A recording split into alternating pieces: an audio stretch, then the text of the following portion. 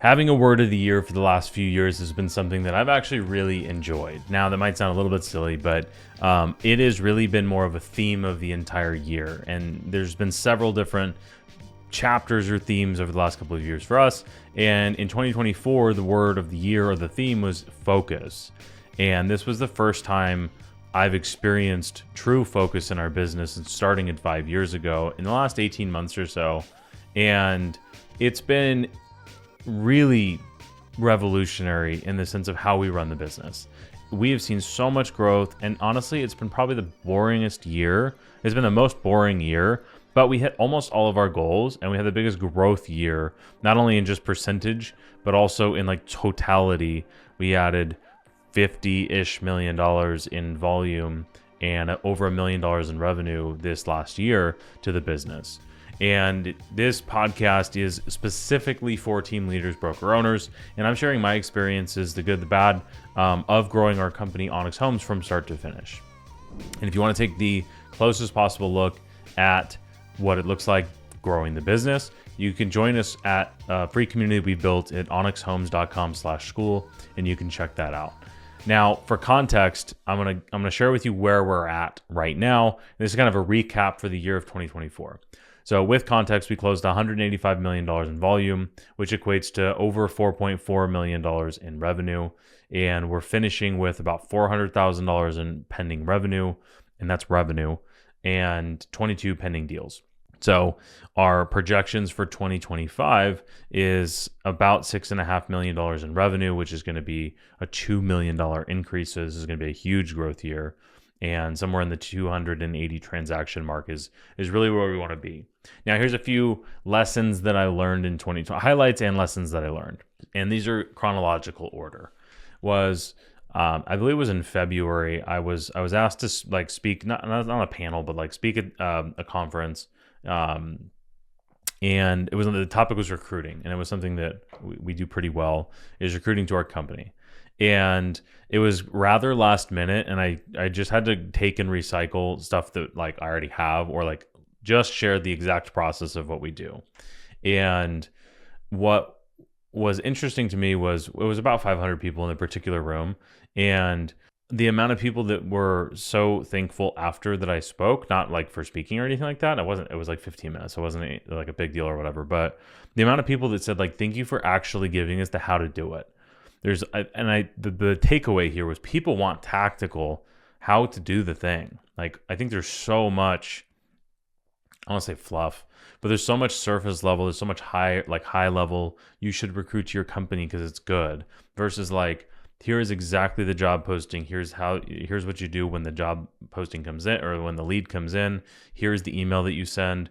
Here's how you set up your calendar. Here is the questions you ask when you get them on the phone. Here is what you do for the next steps. Like, that stuff is just not out there very much, which we were already going down the path of building this start to finish brand. And the whole entire point of this is what I just said. So many people just talk about the start and they talk about the finish. They said, oh, I started a team in 2020. I wanted to get in the business. I wanted to grow a big company. And then here we are 5 years later, and we've closed 600 million. Cool.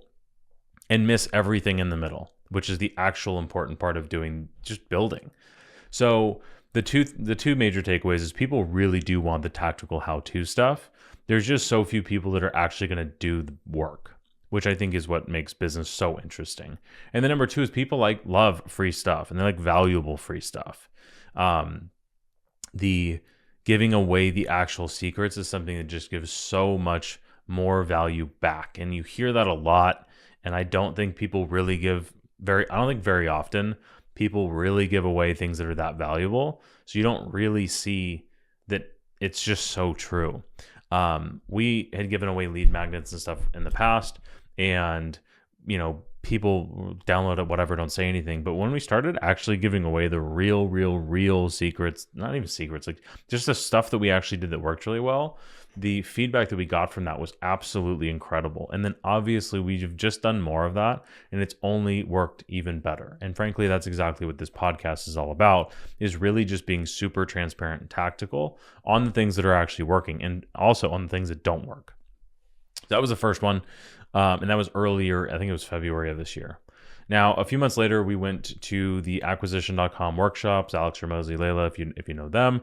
If you don't, highly recommend checking out their content. You probably heard me talk about it in the past. And you'll probably hear me talk about it again in the future. And there were 4 major points, and then I'm going to talk about one that just was bigger, which is the last thing that I'll talk about. Was number 1 is the best CEOs think like investors. Now, what does that mean? The best CEO, I've always kind of wondered, like, I wear so many hats in my job, in my role currently as like the owner of the company, but like CEO obviously is the job title as the owner. But I like where I'm the operations person, I'm the sales manager, I'm the recruiter, I'm the finance person. So like I wear so many hats in the business, but I've always really wondered, like, what does a CEO actually do? Like, actually managing people, building culture, like, do people just report to the CEO and they make sure that things are going the right direction? Like, kind of.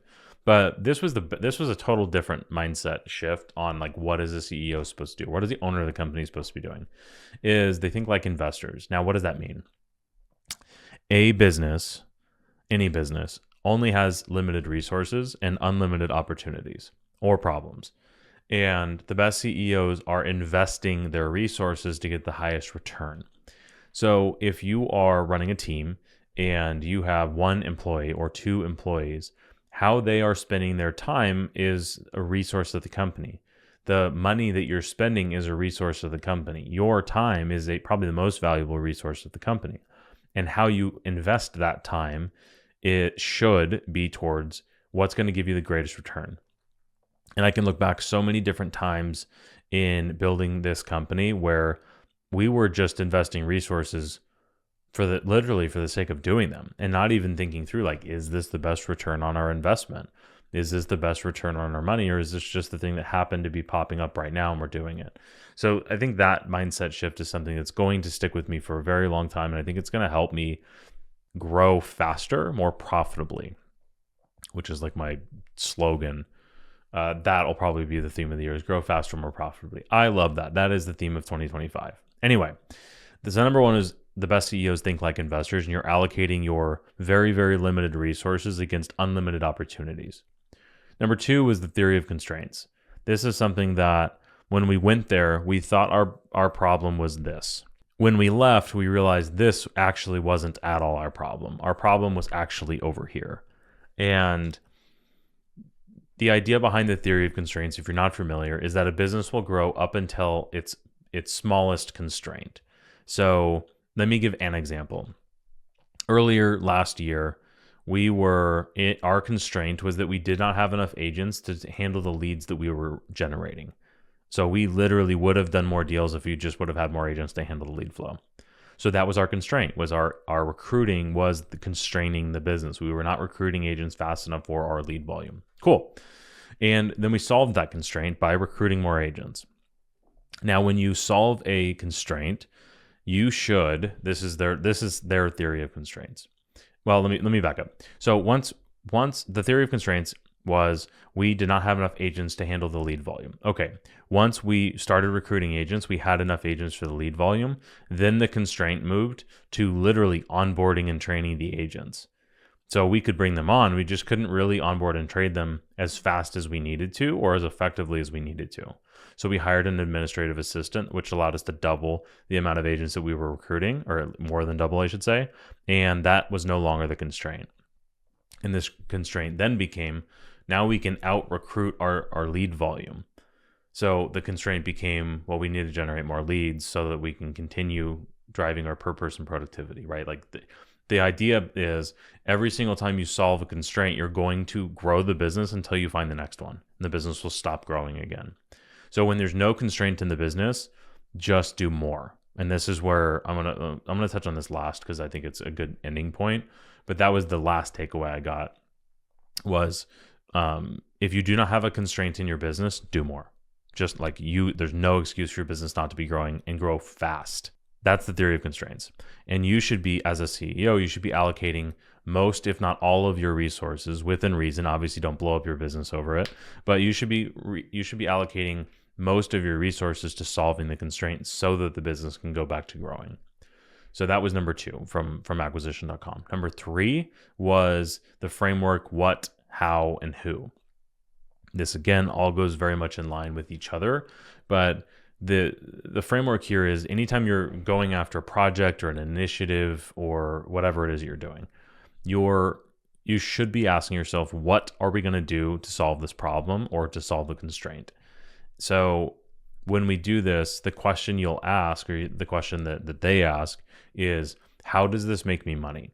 So let me give an example from a business planning we just did for our annual 2025.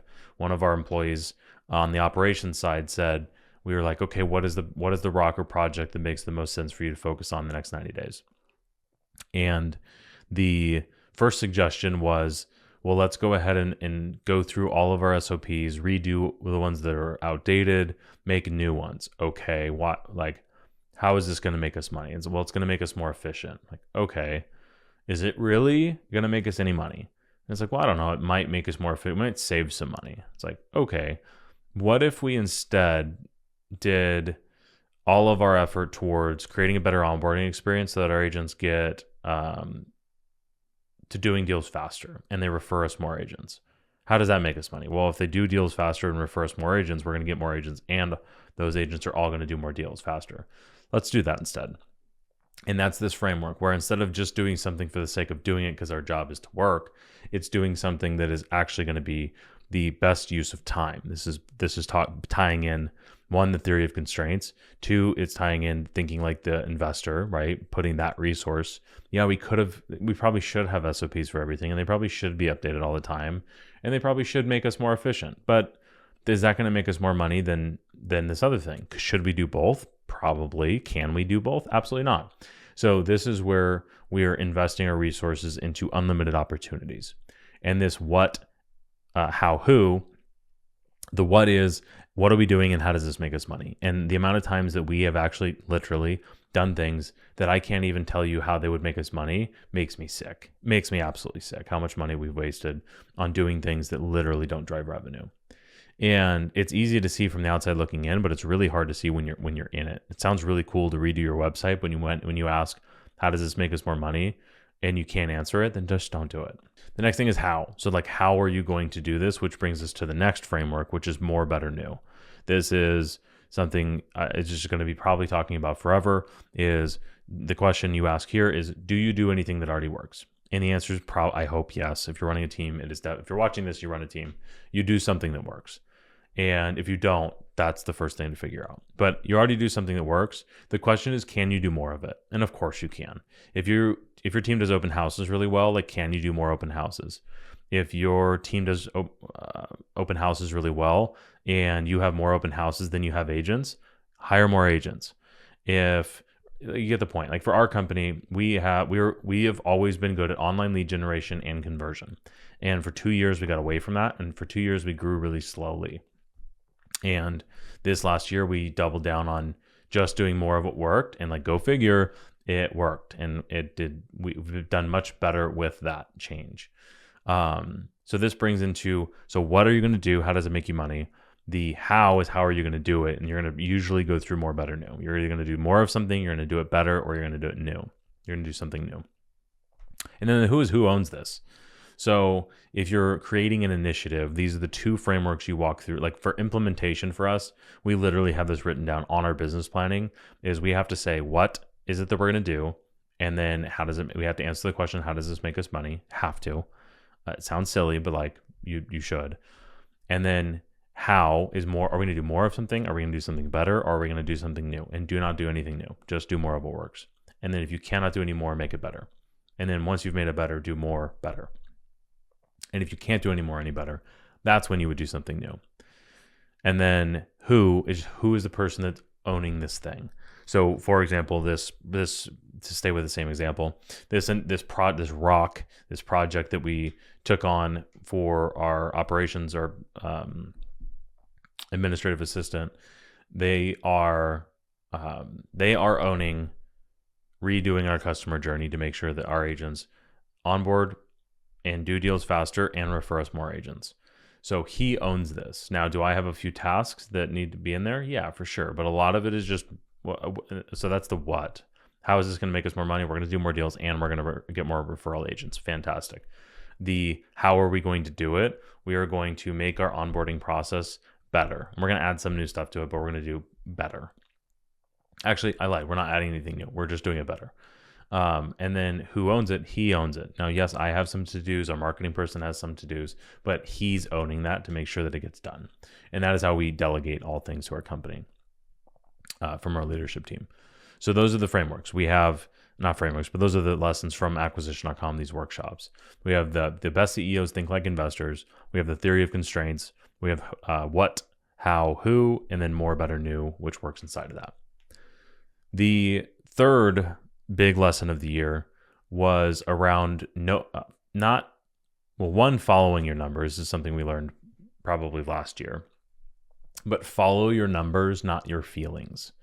So my first takeaway was talking about recruiting and how well we were recruiting. And we missed this year wildly our recruiting goal for no other reason than I made a huge mistake and followed my feelings, my gut, instead of literally just looking at the numbers. And this miss on our recruiting goal is literally going to cost us probably $2 million in revenue this year, like literally $2 million in lost opportunity cost, if you will, of revenue. It's because I'll give you the short version of this because I think I've talked about it somewhere else, is we lowered our recruiting budget by 90%. And we did this because we were starting a new initiative and we kind of shuffled money around a little bit. But what I didn't do was I thought we were overspending on recruiting to begin with. I didn't know how much, but I definitely thought we were overspending. And I didn't really look at it for 2 full quarters. And what happened was, if you're looking at a chart, the amount of leads we were generating just went down. Now, we lowered our budget by 90%, but our lead volume only went down by about, 50, 60%. And so there was an overspend there for sure. But 6 months later, I caught the problem, fixed it in Q4. So the problem started in Q1, fixed it in Q4. And what ended up happening was we missed our recruiting goal by about 20%, which is going to cost us $2 million in revenue. The reality is I can look back at the numbers. I can look at our Monday board and I can see that in Q1 we generated 100 leads a week. In Q2 we generated 60. In Q3 we generated 15. And then in Q4 when we refixed it, we generated on average about 25. So it's going back up, but it's lead generation. It takes time and conversion. So if I would have been looking at my numbers in Q2, I would have said, whoa, that's a huge drop off. We should probably bump the budget back up, try to find the middle ground. And that literally is that's the lesson is we know we're good at recruiting, but we also we're not better than math, right? Like if for us to have dropped our recruiting budget by 90%, did we really think that our recruiting leads would have stayed the same? I hope not. Or what actually happened was we went from recruiting 1.7 new agents per week to 0.8. So it dropped in half. So we dropped our recruiting budget by 90% and only lost half.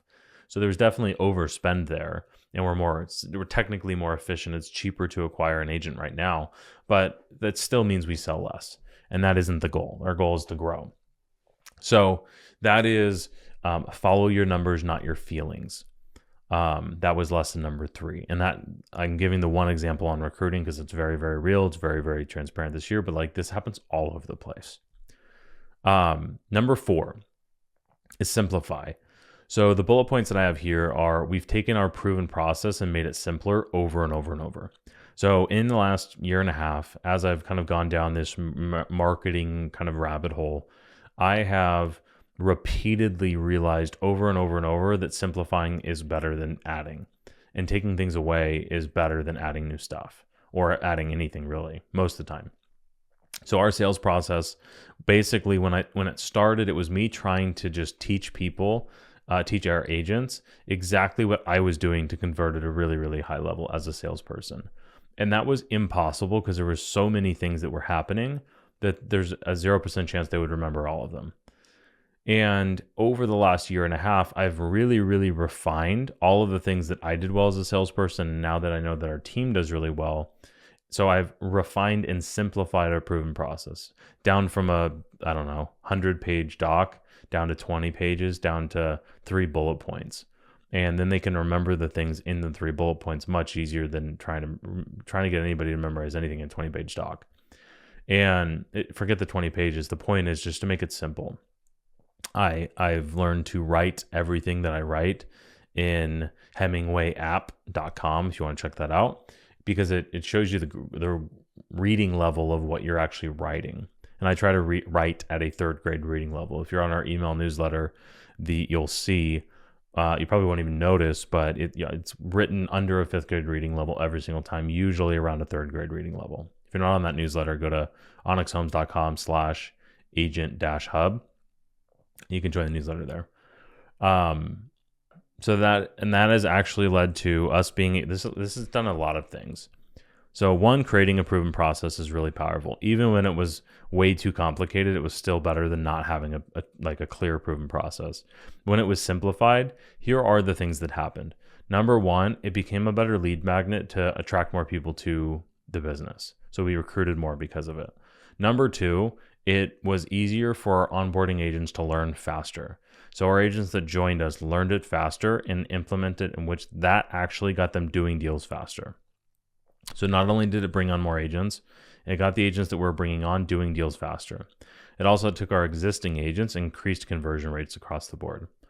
So that one simple change of simplifying has increased our conversion across all platforms. It is generated more recruits to our company, and it's made it easier to train and onboard. It's also made my training super easy because it's the same simple process that we're training and repeating on every single time. So that was number 4, is simplify. Number 5 was the culture, or is the culture of the importance of culture. Now, this was really echoed by watching how the acquisition.com team operated, and they were impressive in the sense of, you watch Alex, if you don't watch their content, they're just impressive individuals. Alex and Layla, the owners, are. I did not expect to see a bunch of carbon copies of them in different forms. And what I mean by carbon copies was they all literally spoke the same language. They all very much believed in the mission of the company. They all very, very much were echoing the same exact principles, the same core values, the importance of culture, the importance of their company core. It was very impressive. And you can see that they are relentless at holding their standards. So that was one thing that we learned this year. There's several things here with us, but we need to repeat our standards way more. We need to make them visible. We need to make them clear. We need to make sure they're there for a reason and they're not just some nonsense that we filled out because we had to do a business plan. Holding your standards is a whole nother topic. So while we learned all of this year, we also had on our issues list in our business, on our level 10 meetings earlier in the year, I wrote down, why are all of our agents paused? Now, not all of them, but why are a lot of our agents paused on leads? And on our company, there's 2 ways agents get paused. They either don't work or they don't follow up. Otherwise, they're all eligible for leads until they stop working to hit our minimum standard, or they don't do their follow-up. And a huge percentage of our team was paused, and we're like, what is going on? And we didn't tell anybody this, but this was fascinating, is we lowered our standards without telling anybody. And what happened? Nothing changed. The same agents that were paused at a high standard were also paused at a low standard. And I can guarantee that if they would have known that the standard was lowered to something that they can absolutely hit, then they would have hit it. But they were not willing to hit the higher standards. And I literally asked out loud, and I just sound crazy. I hate repeating this, but I asked in our leadership meeting, should we lower our standards? And my leadership team looked at me like I had 4 heads, and they were like, why? Is that going to help us sell more houses? No, of course not. Is that going to help our agents be more successful? No, of course not. Just because they cry about it doesn't mean it's not good for them. And what we watched over the year was The agents that weren't paused, that did hit the standards, actually sold more houses. Go freaking figure. Wild. The standards were there for a reason. We held them for a reason. And the agents that choose to hit them are more successful, period. I think we have one, maybe two exceptions on the team. But that overall, that is just, when you have higher standards, you're going to have a higher outcome, period. There's like Nick Saban has a quote. It says, mediocre people do not like high achievers, and high achievers do not like mediocre people. And when you do not hold your standards, you're going to allow those mediocre people to just grow and grow and grow. And your high achievers will probably shrink and shrink because they don't like that. Now, in our business, it's easy to say high achievers, low achievers, and just look at your, like, what have you done for me in the last 90 days? But what I have really realized with our company is the high achievers are the newer agents on our team that are following the process and outproducing people that have been in the business for 3 to 5 years. It's wild.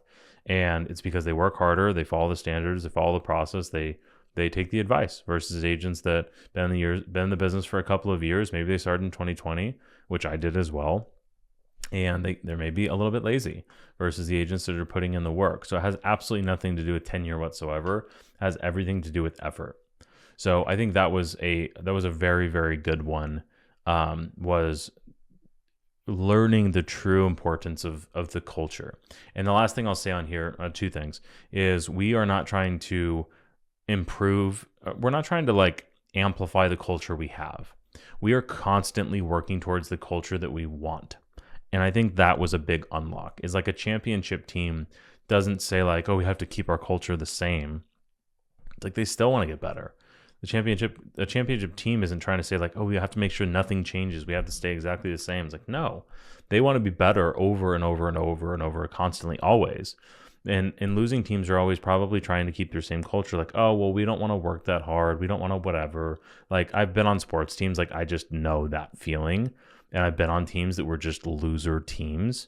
And I've been on teams that were really, really good. And it was a constant drive to improve. So that was number 5, is the importance of culture. Well, one more thing on culture.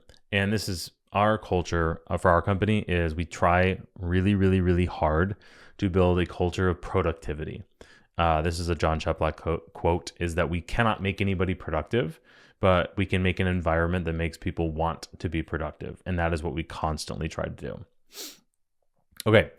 The number 6 is, if your financial model does not make sense, your business doesn't make sense. You cannot outwork a shitty financial model. And what I mean by financial model is, if your splits are too high and you pay for too much stuff, you'll never make money. Maybe if you get to 5 billion, 10 billion in sales, you can make a 2% profit margin and make a lot of money. Fine. I think the industry does a really, really, really, really, really, really, really bad job of teaching people how to actually be profitable in this business. We make trophies and awards based on sales volume, not profit. We make sales volumes based on GCI, not revenue. We make trophies based on like sales volume versus like it should be GCI, and it should be revenue, not GCI, and it should be profit. And I know people don't like talking about profit because it's ugly and all that stuff, but like we should, especially in the coaching industry, like it's just not talked about nearly enough. And then how to calculate it is also a wild how people have differing opinions on how to calculate profit, because it is top line revenue minus cost of sales minus expenses equals profit. Like there is no, it's black and white. And people in this industry like, oh, well, don't count your broker split. Don't count referral fees. Don't count this. Don't count. It's like, what do you mean don't count it? It's just insane. And this was something that I beat my head against a wall for years, and I should have got out of the industry faster, in the sense of learning business finances from business, not from real estate, because most real estate people are not business people at all. And that I think is one of the biggest, like, I don't know, mistakes or downfalls of the like real estate coaching space industry, whatever you want to call it, is we don't talk enough about business when we're all running businesses. If you're an individual agent selling, like you can get away with having a bad financial model because your margins are so high. But when you're running a team, your margins aren't high. And when you run a brokerage or a teamerage, your margins are atrocious. And one mistake can put you out of business. So I think I think it's irresponsible for people not to talk about it as much. So that was number 6, is if your financial model doesn't make sense, your business doesn't make sense. And the fix there is just fix it. Like, don't wait 4 years. I waited 4 years to finally make the last changes to fix it, and it's cost me got tons and tons of pain and money. So just don't do that. If your financial model does not make sense right now, fix it. And you could probably just look at your P&L, take your personal production out of there, and realize that your team loses money. I know mine did. I know when we went from two founding, we had two principal team leaders in production, and then we went to 0 in 2 years. And one was buying out my business partner, and the other was me jumping out of production. So we went from 2 producing owners to 0 in 2 years, and we realized that our margins went upside down, and they definitely went in the negative. So there's so many team leaders that run their businesses in business to lose money, and they feel that they fill the gap with their own personal production, which is insane. So that's number 6. Number 7, last but not least, this was also from acquisition.com, but honestly, this was just for getting out of the real estate industry. There's 2 things that really like gut punch like to the ego, bruised ego when I walked out of the workshops, that's for sure. The first one was we did a worksheet on the value of your company. And when you write down that you're working 100 hours a week and the value of your company is 0, that sucks. And there, I won't go into why, but if your business isn't sellable, it's not worth anything, basically. That was number 1. Number 2 was I've thought that a 30% year-over-year growth was good. And in that same worksheet, what I found was a 30% year-over-year growth is the benchmark to a growing company. Like, meaning that if you're not growing 30%, your business isn't very good. It's not a value adder. And that was wild to me. I don't know why. And I mean, I do know why now, is that you can double your business in a year. You can absolutely double your business in a year. You absolutely can double your business in a year. And if we don't think like that or talk like that, it's never going to happen. You're going to find ways to grow by 10 or 20% if you're thinking of how do I grow by 10 or 20%. But if you ask yourself, how do I double the business in a year? You're probably going to find a different solution. And those are the things that really unlock. And then Layla said something in her Q&As. She had a bunch of people asking questions and really like crazy ideas and things, not crazy ideas, but just like things to grow the business that weren't basics. Like our core business is here. And I think if we go start this other thing, it's going to help us grow our business. And she literally stopped like the Q&A and she was like, all right, hold on a second, guys. Let me just, for the rest of the room, for everybody, is if you're not making $1 million a month in revenue, just sell more. Like, period. Just sell more. You're not sell more, make more revenue. And that's $12 million a year, which is 3 times our current business size. And I was like, wow. So we need to 3x the business before we can think about doing anything more than just selling more. With the preface that your financial model has to make sense. And that was like, wow. And mind you, this was in a room. We were probably middle of the road size company. There were people doing $400,000 or $500,000 in revenue in there. There were people doing $10, $20 million in revenue. So it was just very eye-opening that how small of a business we are. And a 30% growth year over year if you're on a really, really small business isn't anything special. And focus on growing revenue, in parentheses, a lot, is the most important thing. So those are the 7 things. I'll recap real quick. Number 1 was that people want tactical content on how to actually do the stuff. And people like free stuff. That was number 1, is speaking at Tom Ferry's event. Again, breakout room, small, but like that was my big takeaway, was like, wow, people really, really want actual tactical how to do stuff. Number 2 was going to these workshops, which was the best money I've spent probably ever. Learning how to think like a CEO. The best CEOs think like investors. Theory of constraints. What, how, who, more, better, new. Those are the frameworks. Following the numbers, not your feelings, which is a huge one. Simplifying your business, simplifying your stuff. The importance of culture. If your financial model doesn't make sense, your business doesn't make sense, and then focusing on growing revenue a lot. So here is what I'm rolling into the new year thinking is, as 1, I do not have nearly enough resources to do everything that I want to do right now. There are a lot of different ways to continue growing the company, and I have resources to do one of them. And choosing what to do is really hard. And I want to make sure that I'm making the right decision, but I know I'm not going to know for sure until it's done. Which goes into number 2 is balancing our focus, or balancing my focus, honestly, between growing the right now and laying the foundation for the future. Those are 2 hard things that I'm struggling with right now. So it's not having nearly enough resources to do everything that we know will help grow the business. And number 2 is balancing the right now and the future. So in 2025, we are laying some really, really big foundational blocks, and I'm stoked. And I said for this year, the theme of the year is grow faster, more profitably, and that's absolutely the theme of the year this year. So if you want a closer look at all the stuff we're going to be rolling out in 2025, go ahead and follow us in our free community, onyxhomes.com/school. That's with a K. It'll also be in the description. It'll be all the places. So if you like this, share, subscribe, do whatever on whatever platform you're watching this or listening. And if you really, really liked it, share this with a friend that also runs a team or a brokerage. I make this content because I wish I would have had these lessons without having to go through the pain myself. So that is episode 7, and I've got at least one more to go. I'll see you in the next one.